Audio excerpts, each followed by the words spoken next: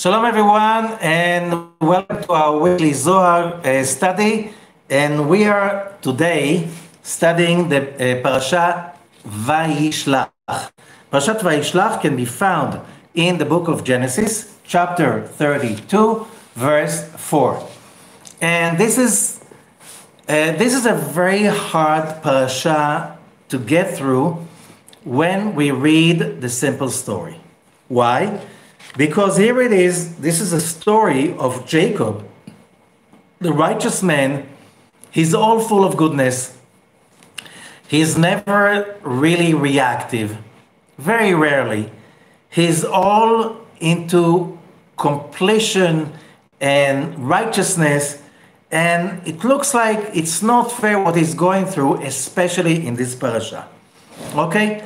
After so many years, he lived with his father-in-law, that is also his uncle, okay? And that uncle was abusive, a cheat, and a liar. Although Jacob, as we learned in the previous parasha, Parashat Vayetzeh, although Jacob is always honest, always behaving with integrity, he's like the perfect worker to the most abusive, conniving boss, okay? If you know this kind of a situation. And still, with all the wickedness and the cheatery and the hypocrisy of his boss, uncle, and father-in-law, it's the same person, right? Lavan. Finally, he gains a lot of wealth, 4 wives, 12 children, and he's going home to his parents. Okay? This is the story of the previous parasha. And whoever listened to the previous parasha and the parasha before got one very important rule, which everybody has to understand is a basic ground in order to have a healthy spirit dealing with everyday's life. And what is the story? The story is about what the Zohar is saying. As the person is being born, when the Zohar is talking about this parasha, Zohar Parashat VaYishlah, and it says, Dichtiv v'chatati negdi tamid. Let's start with verse 1. B'sha'ata devarna sh'atei la'alma. When a person comes to be born in this world, miyad izdamen b'adei yitzhara. Immediately comes with him the evil inclination. The mekatreg that always disturbs comes on the way. As it says, lapeta chatat rovetz, which is Genesis 32, 4, that a sin lies in the opening. What is the opening? The opening of the womb. The moment a baby is born, the evil inclination takes over. Why? And we have to understand, it's part of who we are and what we are. Without it, we have no identity. What is the identity of a human being? So for beginners or advanced that need the reminder, many times we need a reminder. Sometimes it's a few times an hour, not a day, a few times an hour. The story is like this. We were created perfectly, fulfilled, as the Creator created the universe. And that is totally being explained in Genesis chapter 1. And God created, and God said, let there be light, and there was light, and it was good. In that moment, the Zohar explains, everything was already taken care of, and we were created. We, I mean humanity, the souls of humanity, we were created as creatures of desire. Desire for what? For whatever is good. And who created us this way? The Creator himself. Why? He is the good. He is the source of good. And if you have good, you want to share it. And you need somebody to share it with. And we were created for one purpose, to receive that good pleasure and fulfillment. We were created that way. We were created fulfilled. From the point of view of the Creator, game over. End of story, it's done. However, we were created, later on it says, in the image of God. Again, to remind us, that means that we cannot have that good when it's for free. And therefore, I'm making it really short, therefore this world that we know as reality has been created with a lot of darkness and confusion and that what is called challenges.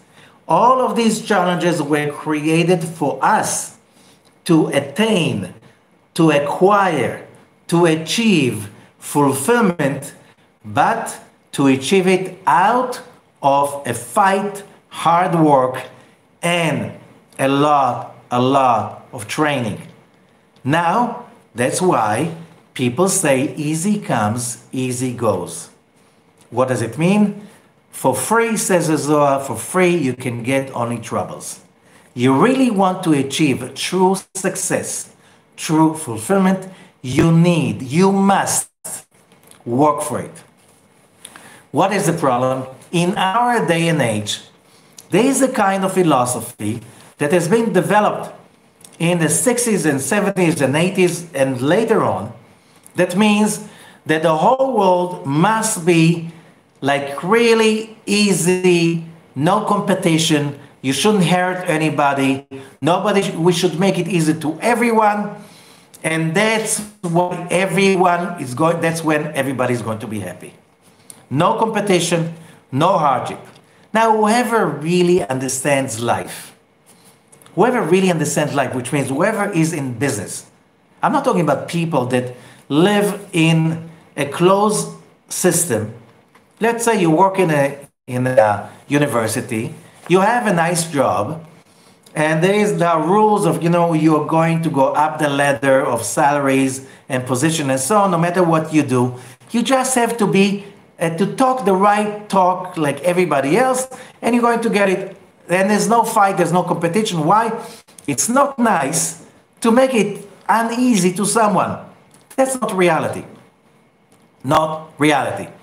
Reality is that we must go through challenges, and these challenges will face everywhere, and these challenges are concentrated in one thing, what is called the evil inclination. Each one of us has the competition in two forces. One is the dark one, called Esav, and the other one is the light one, called Jacob. This war is a necessity, it's a must in order to achieve ownership over any kind of fulfillment. If you do not have ownership, if you do not have an effort, easy comes, easy goes, and there are no free lunches. Which means the world has been created with injustice and negativities and troubles and challenges and confusion just because we humans need to overcome those challenges in order to become that whole person that we're supposed to achieve. And therefore, in our world, Esav is the firstborn. Esav is representing the dark side of every human being. And therefore, we said in previous classes, previous weeks, that every time we read about Esav becoming the firstborn, the guy who's a murderer, a cheater, and a liar, okay? He's the firstborn because if you look around, who is in charge of power, the main power and controlling system is this on this planet? It's always the Esav people. People who are corrupt, people who have greed, people that really do not care for the masses, for righteousness, for values or stuff like this. And usually this is the story from the birth of humanity. Now, humanity, along thousands of years, has improved tremendously since the times of Abraham, Isaac, and Jacob. Tremendously. We are much more free in the last century than ever before. We are seeing in front of our eyes that the world is transforming towards more equality, more righteousness, more positivity and honesty. However, it's not there yet. How do we know? Look in the mirror. Whoever says that he already, or she, are already above the inner fight, are already conquered my Esav, and I'm righteous, and I have only good intentions, I have nothing negative in me. Whoever thinks so, this is really scary. Why?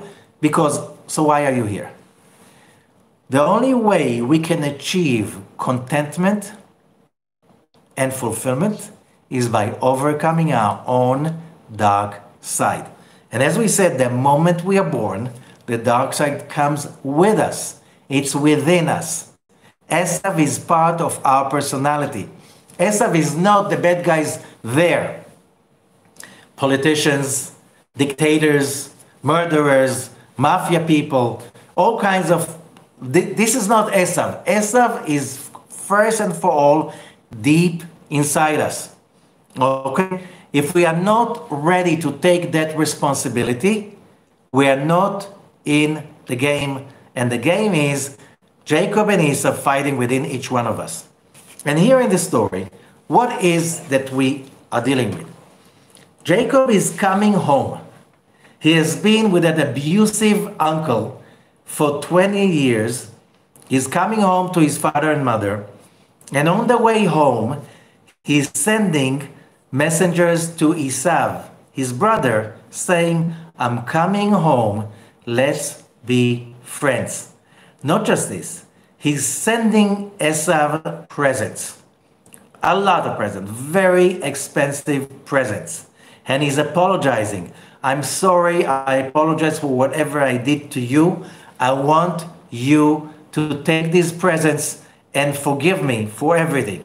So Jacob is even humiliating himself so to become friends with his brother that wanted to kill him. That's one of the reasons Jacob left his home and went to Haran, left the country. Okay? Now, and here comes the story. In the big story, Esau is coming to meet Jacob, and he's coming with an army of 400 warriors. Jacob has 4 wives and 12. He has some shepherds with him. He's really alone. No protection. That is a bad picture. In that picture, Jacob is bribing Esau. He's giving him a fortune. Like he's giving so many hundreds of sheep and cattle and stuff like this and camels. Like we're talking about, this is a lot of money worth even today, what he's giving him. And then he bows down to him 7 times, which means Jacob is totally humiliating himself in front of Esau. And Esau finally has mercy for him and lets him go instead of killing him. Okay? Whoa. Jacob has been saved. But Jacob is right and Esau is wrong. Why God could not? We just read, just in the beginning, or before the beginning of VaYishlah, we read that when Lavan, his uncle, comes to kill him, killing what? Killing your nephew, your son-in-law? He's the husband of your 4 daughters and the father of your 12 grandchildren? No, Lavan wants to kill him. He's so upset, he wants to kill him. And God comes to Lavan in a dream and says, do not dare to touch Jacob or anything that belongs to him. So Lavan wakes up, he's scared. He says to Jacob, God came to me in the dream, I could have killed you. But God came to me in the dream and he stopped me. Why God does not come in a dream to Esau to stop him from killing Jacob? Why he leaves it to Jacob to protect himself with no forces, with no army, with nothing? Why? Because that's our life. That's our position. Our position is, again, still around us, as long we did not overcome our own internal Esav, as long as we did not overcome our greed, our selfishness, our anger, hatred, our lust, laziness, complaining aspect, victimization, as long as we did not overcome that dark side, what do we want from others? They are victims to the same Esav everywhere. It could be our boss, employees, wife or husband, children, spouses. It's all over. Everybody's infected with that disease that is called the evil inclination. Why? We were given a gift. We're not here to accumulate riches. We're not here to accumulate power. We're not here to accumulate fame. We're not here to enjoy good food and stuff like this. Oh, there's nothing wrong with having that. But this is not the goal. We want fame, we want fulfillment. Before, in the creation, we had more than enough. We had endless of it.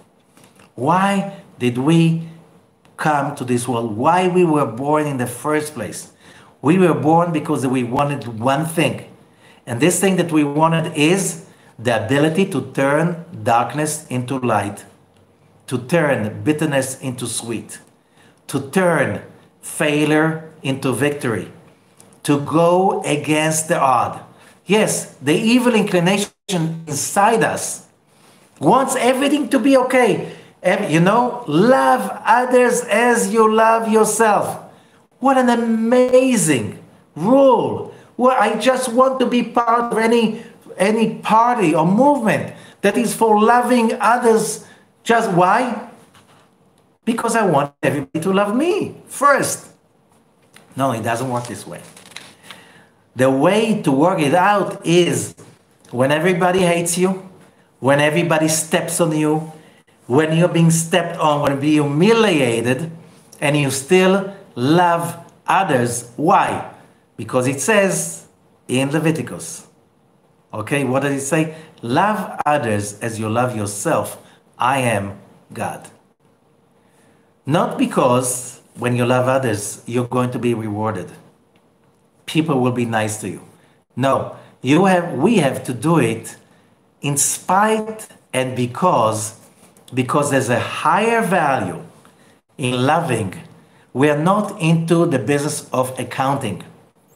We're into the business of love. How? When we create love in our environment, although there is victimization, abuse, negativity, and we create light just where it's the darkest moment and place, this light stays with us forever. It protects us forever. And that's why when he says, and Jacob is sending angels, what are the angels? The Zohar explains. Angels are the creatures of light that we create when we overcome our negativity, when we get out of the box, when being inside the box, running an accounting firm, which means I'm always asking, like, how come they have more than I have? How come they have more opportunities? How come they're more privileged? How come they were born better, stronger, higher, taller, richer, whatever? How come they stole my rights and stuff like this? No. No, no. Wherever I am, I'm there because that's a place I'm supposed to be, because that's where I'm supposed to create light out of darkness. I'm not going to be loving when everybody loves me. I'm going to create love out of the box because that's a way to connect to the endless world. Because it's my mission, that's my values, these are my values, and that's my calling. My brain, my logic, which is my jail, will tell me, why should I love him? That's why it says, love others as you love yourself. I am God. The Creator is saying, you want me, that's what you want. You want my light. You don't want money. Everybody who has money is happy and fulfilled? No. Everybody who has fame is happy and fulfilled? Look at all of those famous, rich, powerful people that died from overdose, that got crazy because of all of this power they have, because there are no checks and balances. You'll go nuts. Power corrupts. You can't be powerful, non-spiritual, and happy at the same time, because you're just defying all the rules of the universe. I never met happy, selfish, powerful people. Never. Never. And I met a lot of powerful people. I met a lot of people with, wow, they were presenting human dignity and righteousness and so on. But they didn't really live it. They were always talking about the other bad guys. Yes, the other bad guys are there. They will always be there. They're always there to give us the opportunity to rise to the occasion and to become the light in the middle of the darkness. So the Zohar is asking, why did Jacob send messengers to his brother that he knows that his brother is going to kill him? And the Zohar is giving us few rules about how to deal with life. The first rule is do not procrastinate. Simply deal with the problem whenever you can before it's too late or you don't want it to catch you by surprise. Be on top of it all the time. But Esau comes to kill him. So Jacob is doing something really powerful. And the Torah says that by this, the Zohar says, he is teaching us how to deal with powerful people. There will always be powerful people. Not always, till the Messianic era. As long as the Messiah is not here, how do you know the Messiah is here? The Tanakh is telling us. Read Isaiah, read Jeremiah. When everything is in pieces, because the earth is full with the knowledge of God. Everybody knows Kabbalah. Everybody does the job the way I just described. Everybody knows that the enemy is only within. And before I can overcome my own enemy, I cannot go and fight other enemies because they're all victims to the same problem. They have their own evil inclination. And we all have that inner war ongoingly all the time. That does not give us an excuse not to fight. And the answer is, here is Jacob. He's fighting Esau. He's fighting Lavan. They're more powerful. They have the power of the might. They have the power of the society. And you know what? Where are they and where is Jacob? He won. Oh, it was not easy. He suffers a lot. Here, he's giving fortune to Esau, his brother. He doesn't have to. It's not his. It's not Esau's. He's giving it to him. He's humiliating himself in front of Esau. Why is he doing it? Then, he's okay. He goes to Shechem and he has a terrible story over there. His daughter is being raped. And then he has to run away for his life, and his wife, Rachel, dies on the way. His beloved wife. Does that take something off Jacob and makes him a small person? No. He's still, not just that he's in this parasha, he's greater than ever.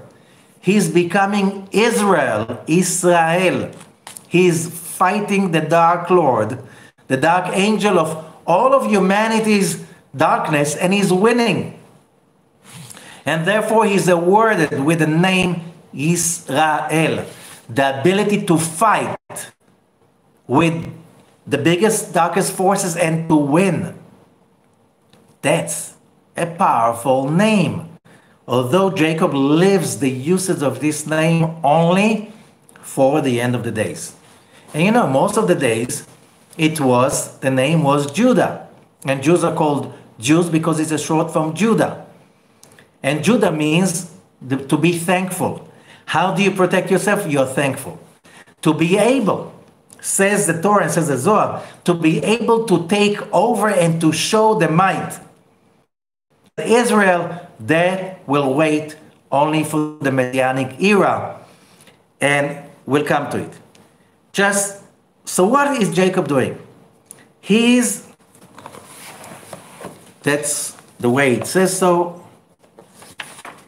He's rising to the occasion. He's dealing with Esau. And how he's dealing with Esau? Here comes Esau, that represents for each one of us the might of our arch enemy, somebody who hates us.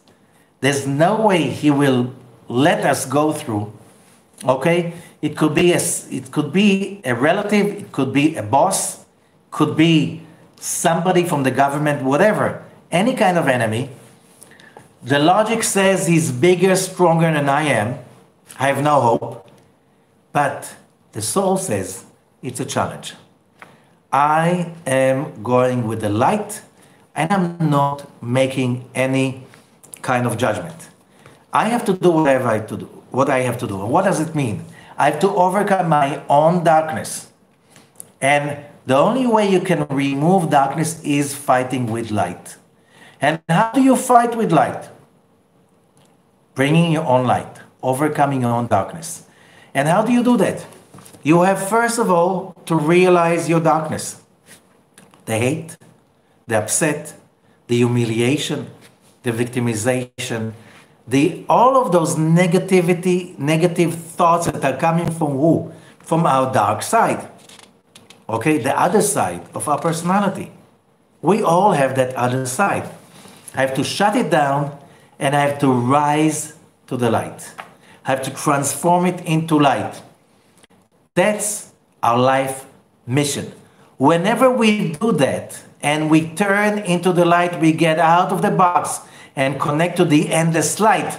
Now we are connected to endless power. The power the Creator prepared for us from the beginning. The moment we attach that power, the story will turn around. How? Don't have expectations. Why? Because the light we gain, this is the goal. The goal is not money. The goal is not power. The goal is not a position. The goal is not logical goals. The goal is the connection to the light of God. That stays forever. This is ours, and no one can take it away from us. Remember that. And that's why the Zohar says, verse 16 in the Zohar of this parasha, Rabbi Shimon פתח ואמר, Rabbi Shimon פתח said, טוב נקלע ועבד לא ממתכבד וחסר לחם. And this is from the Proverbs 12:9. When a person is holding himself low, with humility, with lack of pride, he's allowing others to despise him and to abuse him. But he is controlling his inner negativity. He's thankful. All of this humiliation is just to give me the power to overcome darkness. For the power of overcoming my darkness. And the moment I overcome my darkness, I have victory. This is the goal. Think about it. When we have inner peace, fulfillment, and we connect to the endless light of the Creator, we get hurt by people trying to abuse us. We have faith, says Proverbs. King Solomon says that. It's better than somebody who's holding himself high, looking for his honor and respect, but he has faith. What is faith? Faith teaches us the connection to the light of God. A connection that is independent from any outside influence. Which means, how do I know I have that connection? When somebody steps on me, humiliates me, despises me, cheats me, and I'm not getting upset. If I get it, I take over and I'm going into thankfulness.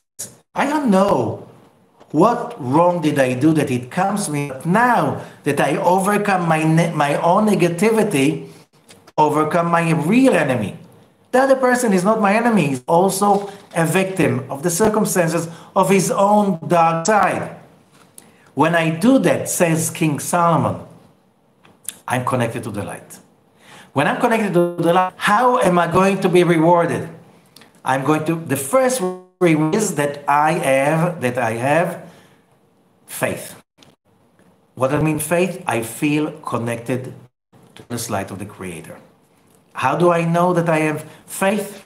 That I do not allow anyone to control my mood, my feelings, because my faith is higher than anything else. When I have that, that's the reward. I'm connected to the world to come. In Hebrew, Olam Haba, the world that is coming toward me, I already achieved that miracle out of the box.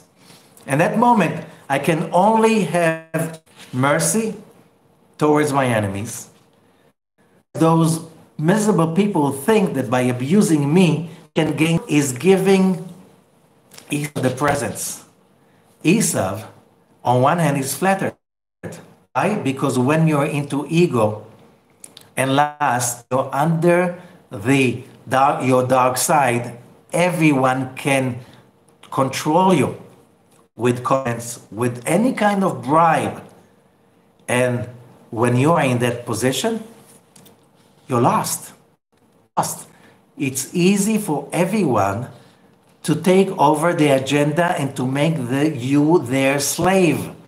How? By bribing you, by buying. We are into our dark side. It's all about slavery. First of all, slavery to our own Esau. Jacob is giving gifts. He's giving fortune. He's apologizing. He's bowing down to Esau, on one hand. So Esau is flattered. As much as he hates Jacob, he's flattered. And that's when you have ego, you don't have logic. Everybody can cheat you so easily. You're blind. You're blind by your own ego, by your own desire for all kinds of, worldly stuff. But then Jacob is doing another thing, says the Zohar. He's saying, I lived with Lavan till now and got all of this wealth. Esau says, but everybody knows that Lavan is the biggest liar, cheat, and warlock on the dark side in the world. Nobody ever left Lavan something without Lavan destroying him. Which means that Jacob is much more powerful than Lavan. So just a second. If he's so much powerful, why is he apologizing to me? Why is he giving me the gifts? So he is confused. When your enemy is in the hands of his own dark side, the only way. How do you get him confused? You have to, first of all, overcome your own fear and trust the Creator. When you do that, when you create faith, when you connect to the upper world, which is there in front of us, then you do the job of Jacob, rising to the occasion. This is the free will. This is the point of free will of every human being. That's it. You rise and you create a real miracle. When we connect to that light, we will achieve real. On one hand, we'll get our confused. On the other hand, you have to be nice. And that will make him even more confused. And then the result, what the Zohar says, when Jacob is doing that and he humiliates himself in front of his brother is getting so proud that he forgets that he wanted to kill him. And the result is that all the great bring to the world a person who is only evil? No way. He just chose the dark side. And when Jacob, he would kill himself. Esau was born for greatness. He gave up on it. He didn't want to overcome his darkness. He chose hatred, violence, and blood. The greatness he was supposed to achieve by his hard work, went away because of his pride to Jacob. And Jacob got raised. He was raised to the place that is called Israel. Israel means the ability to fight powers. And that Jacob the future time.